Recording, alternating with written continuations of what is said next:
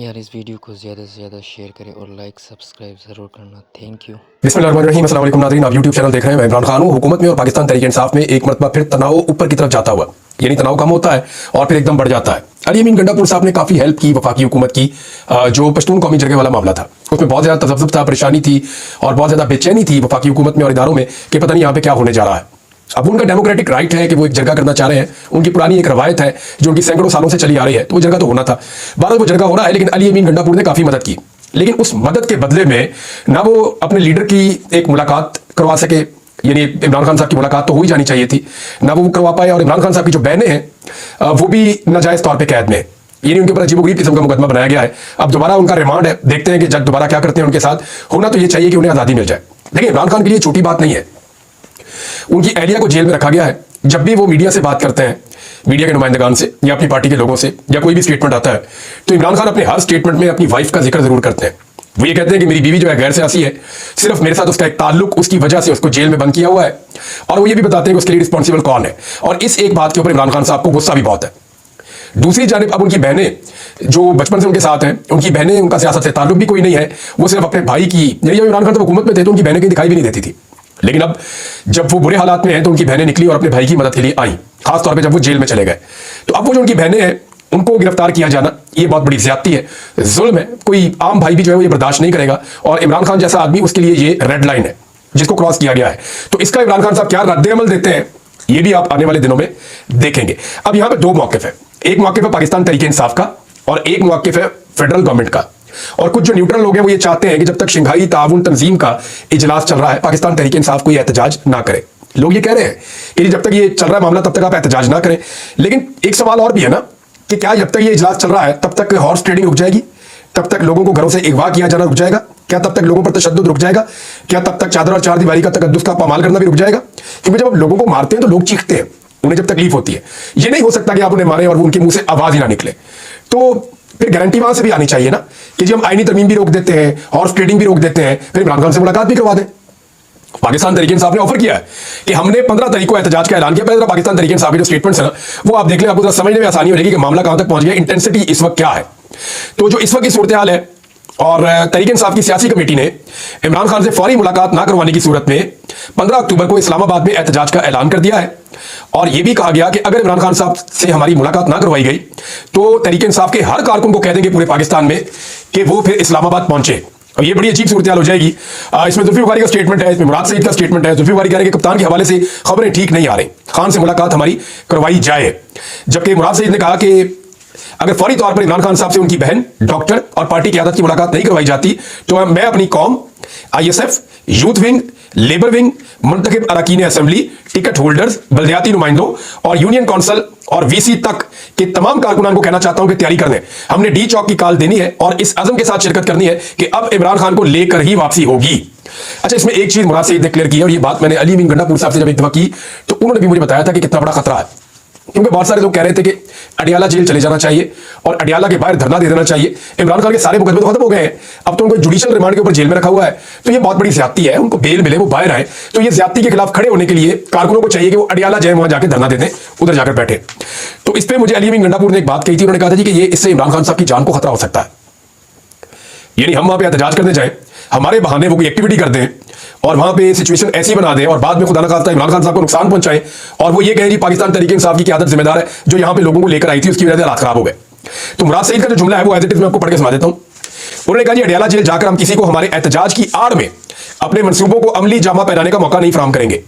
इसमें इमरान खान की जिंदगी को खतरा हो सकता है। आपको याद है पाकिस्तान तहरीक इंसाफ के एस्टेब्लिशमेंट के करीबी कुछ लोग माजी में ये कहना शुरू हो गए थे कि इमरान खान को जेल से छुड़वाने के लिए कोशिश की जा सकती है, कोई एफर्ट हो सकती है, लोग आ सकते हैं, हुजूम आ सकता है। तो एक्चुअली पाकिस्तान तहरीक इंसाफ से जब मैंने पूछा, उन्होंने कहा हमारा तो ऐसा कभी कोई इरादा ही नहीं है।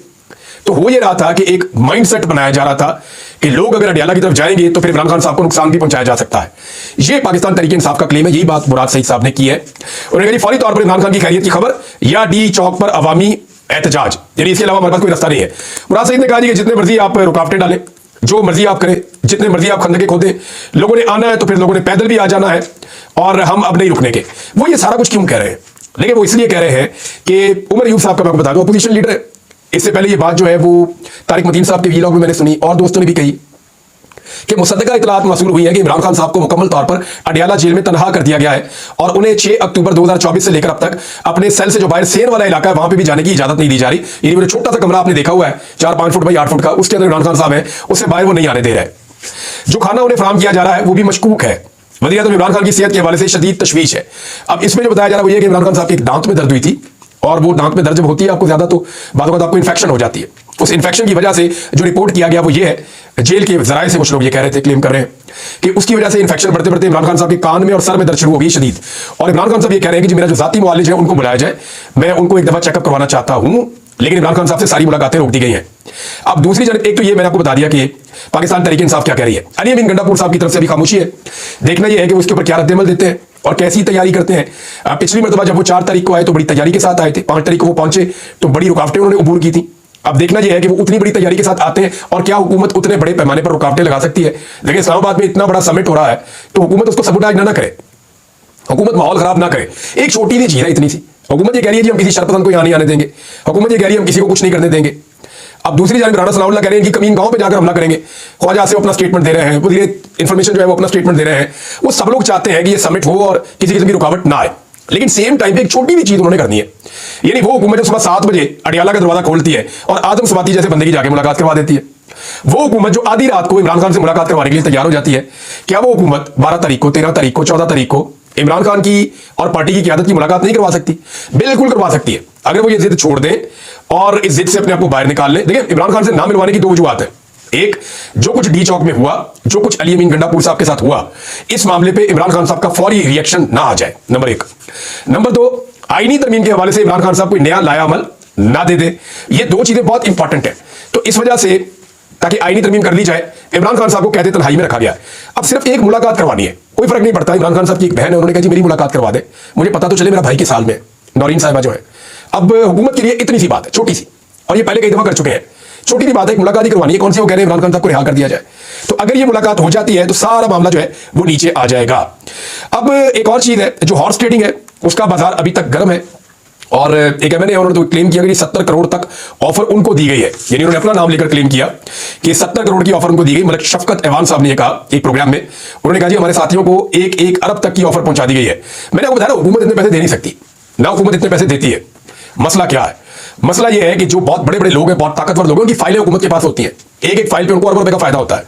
तो अब उन्हें यह कहा गया है कि जी एमएनए खरीद के लाए, आपके काम करवा दिए जाएंगे मुबैना तौर पे, जो मुझे इस्लामाबाद से दोस्तों ने बताया। तो अब वो जो है एमएनए इसकी कोशिश कर रहे हैं, एमएनए मार्केट में अवेलेबल ही नहीं है। कई लोगों की कीमत लग रही है, एंजॉय कर रहे हैं वो, लेकिन वो बिकने के लिए तैयार नहीं। उन्हें पता है कि वो लगड़ा घोड़ा बन जाएंगे जो किसी रेस में नहीं भाग सकेगा। उसके बाद सियासत और इज्जत उनके खानदान के लिए एक नापैद चीज बन जाएगी, ना वो कभी सियासत कर सकेंगे, ना वो कभी अपने इलाकों में इज्जत हासिल कर सकेंगे।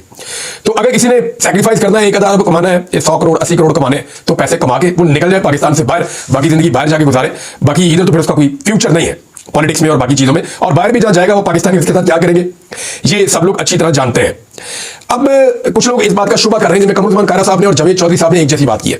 कमरुज़्ज़मान कारा साहब ये कहते हैं कि अगर 25 तारीख आ गई और काजी फाइज ईसा साहब रिटायर हो गए और नए चीफ जस्टिस आ गए तो उनके आने के बाद इलेक्शन खुल जाएगा, और अगर इलेक्शन खुल गया तो इलेक्शन उड़ जाएगा और फिर ये हुकूमत जो है फारिग हो जाएगी। ये कमरुज़्ज़मान कारा साहब कह रहे हैं साफ। जावेद चौधरी साहब ने कहा कि नून लीग के बाद 21 और 22 सीटें रह जाएंगी अगर मंसूर अली शाह साहब आ गया और इलेक्शन खुल गया तो। फिर उन्होंने कहा जी कि एमक्यूएम जो है वो पूरी की पूरी उड़ जाएगी, वो तो 1 सीट भी नहीं जीते। फिर उन्होंने कहा जी कि पीपल्स पार्टी भी फारिग हो जाएगी और हुकूमत अदम एतमाद का वोट नहीं ले पाएगी, क्योंकि उन्हें कहा जाएगा कि एतमाद का वोट लें, तो वो एतमाद का वोट नहीं ले पाएगी। तो ऐसी सूरत में हुकूमत घर चली जाएगी। तो इमरान खान की जमात हुकूमत में उस वक्त आ जाएगी और फिर इमरान खान साहब रिहा भी हो जाएंगे और तहरीक इंसाफ एक पार्टी के तौर पे उभरेगी, मखसूस नशिस्तें उन्हें मिल जाएंगी। अडियाला जेल का दरवाजा अगर खुल गया तो सारे मुखालिफिन फारिग हो जाएंगे। ये जनाब जावेद चौधरी साहब का भी एनालिसिस है और ठीक एनालिसिस है। कादी फायद ईसा साहब ने एक बहुत बड़ा काम किया है। एक तो देखें फुल कोर्ट रेफरेंस होता है जब भी कोई चीफ जस्टिस जाते हैं, ये एक रिवायत है और उसमें यह कहा गया है कि रिटायरमेंट आ रही है क्योंकि कादी फायद ईसा साहब की, तो 25 तारीख को एक फुल कोर्ट रेफरेंस और एक डिनर रखा गया है। अब इसमें कादी फायद ईसा साहब ने कह दिया जी कि मैं इसमें नहीं आ रहा और इसको कैंसिल कर दिया जाए, इसलिए कि 20 लाख रुपए या 2 मिलियन रुपए, 2 मिलियन याद रखिएगा, उन्होंने कहा 2 मिलियन खर्च हो जाएगा पाकिस्तानी कौम का, तो मैं नहीं चाहता कि ये पैसे खर्च हो मुझे अलविदा कहने के लिए, तो मुझे फेयरवेल ना दी जाए। बहरहाल ये किया जाता है, हर जज जब जाता है तो उनको एक फेयरवेल दी जाती है। तो कादी फायद ईसा साहब ये फेयरवेल नहीं लेना चाह रहे। तो जो कोर्ट रिपोर्टर्स हैं, जर्नलिस्ट हैं, उन्होंने बताया कि वजह ये नहीं है, 20 लाख का कोई मसला नहीं है। कादी साहब की एक्सटेंशन के लिए, आईनी तरमीम के लिए अब तक हुकूमत ने ये 20 लाख रुपया तो बहुत थोड़ा है, करोड़ों रुपए के खाने खा भी लिए और खिला भी दिए। सिर्फ फजलुर रहमान साहब के अपने जो किचन का और घर का बिल होगा ना, जितने उनके घर में चक्कर लगाए हैं सियासतदानों ने, जितने ज्यादा वहां जाके खाने खाए हैं और जितनी वहां पे हाई चीज हुई है, 2 मिलियन से ज्यादा का बिल तो वहां बन गया होगा फजलुर रहमान साहब के अपने घर में। तो हुकूमत ने तो अब तक यानी जो हॉर्स ट्रेडिंग हो रही है उसके ऊपर तो सैकड़ों मिलियन खर्च हो रहे हैं। यानी वो कादी फायद ईसा साहब जिनकी एक्सटेंशन के लिए या उनको एक नई अदालत बनाकर देने के लिए या आईनी तरमीम के लिए जो उन्होंने हॉर्स ट्रेडिंग का एक रास्ता खोला अपने फैसले में, उन सारी चीजों को देखते हुए अगर आप सिर्फ लिखे ना फिगर्स, तो सैकड़ों मिलियन जो है वो दाव पे लगे हुए हैं और वो कह रही है 2 मिलियन का मामला है। तो रिपोर्टर्स ने बताया कि मामला 2 मिलियन का नहीं है। रिपोर्टर्स ये कह रहे हैं कि मामला 2 मिलियन का नहीं है, मामला है कि कादी फायद ईसा साहब को इस बात का अंदेशा है कि वहां पे उनसे कोई सवाल जवाब ना कर दिया जाए या उनके ऊपर नुक्ताचीनी ना हो जाए उस रेफरेंस में जहां फुल कोर्ट आएगा। फिर एक और सहाफी उन्होंने ये बात की कि बहुत मुमकिन है कि उसमें बहुत सारे जज ना आए, यानी कादी फायद ईसा साहब का फेयरवेल है, उसमें जजों ने आना है, तो उसूलन तो जो 17 जज है 19 जज है उन सबको आना चाहिए। लेकिन जो इतलात है वो ये है कि 10 के करीब जज हो सकता है, 7, 8, 10 जज वो आए ना। और अगर वो 7, 8, 10 जज नहीं आते तो ये तारीख में पहली मरतबा होगा कि एक ऐसा चीफ जस्टिस है जो अपने घर जा रहा है रिटायर होने पर और कोई उसे अलविदा करने भी नहीं आ रहा। तो ये भी एक शर्मिंदगी वाली बात है। वहां पे कोई शख्स जो है वो कादी साहब से कोई सवाल ना कर दे, कोई बात ना पूछ ले या कोई नेगेटिव चीज ना हो जाए, इसका भी डर है। तो कादी फायद ईसा साहब के हवाले से एक और खबर भी आ रही है कि 29 तारीख की उनकी सीट बुक है और कादी साहब बैरून मुल्क जा रहे हैं। अब लोग कह रहे हैं कोई निजी किस्म का उनका कोई प्रोग्राम है या कोई निजी एक जो है वो इवेंट है, उसके लिए वो जा रहे हैं कादी साहब। लेकिन बहुत सारे लोग जो है वो ये भी कह रहे हैं उनकी टिकट बुक है, वो पाकिस्तान वापस शायद नहीं आएंगे। लेकिन अभी तक कोशिश की जा रही है, बिलावल पूरा जोर लगा रहे हैं, जो PMLN है वो पूरा जोर लगा रही है, तमाम जो पॉलिटिकल स्टेक होल्डर्स हैं जो हुकूमत में है वो पूरा जोर लगा रहे हैं। MNAs को डराया धमकाया जा रहा है। मेरी इत्तला के मुताबिक कुछ MNAs जो है PMLN के और पीपल्स पार्टी के वो भी नहीं चाहते कि वो वोट डाले आईनी तरमीम पे हमला करने के लिए, और उनमें से कुछ ने राब्ता भी किया है पाकिस्तान तहरीक इंसाफ के लोगों से और उन्होंने कहा जी अगर आप हमें अकोमोडेट करें तो हम ये वोट नहीं डालेंगे। अब पाकिस्तान तहरीक इंसाफ पे डिपेंड करता है कि वो उनको आसरा देते हैं या नहीं देते। और अभी ये भी देखना है कि क्या उनकी कोई जो ऑफर है वो संजीदा भी है या ये भी कोई एक ट्रैप है जिसके अंदर वो पाकिस्तान तहरीक इंसाफ को लाना चाहते हैं। लेकिन देखिए ये आईनी तरमीम तो आइन पे एक तरह का हमला है और इसको जो भी रोकेगा वो पाकिस्तान में अवाम का हीरो बन जाएगा और इमरान खान साहब भी उसका नाम याद रखेंगे, पाकिस्तान तहरीक इंसाफ भी उसका नाम याद रखेगी। अब देखते ये है कि 15 तारीख तक हुकूमत अपने स्टांस से पीछे हटती है या पाकिस्तान तहरीक इंसाफ जो है उसको इस्लामाबाद आने की दावत देती है। अगर तो इस्लामाबाद आते हैं तो क्या खैबर पख्तूनख्वा और जो अली अमीन गंडापुर है वो उसी शिद्दत के साथ इस्लामाबाद आते हैं या अब सिचुएशन मुख्तलिफ होगी। बहुत सारे सवाल हमारे ज़हन में, आपके ज़हन में भी होंगे और बहुत सारे जवाब जो है वो अडियाला जेल में, जब तक इमरान खान साहब से किसी मुलाकात नहीं होती वो जवाब भी नहीं मिलेंगे। तो अब तक इतने अपना ख्याल रखिएगा, अपने चैनल का भी अल्लाह हाफ़िज़।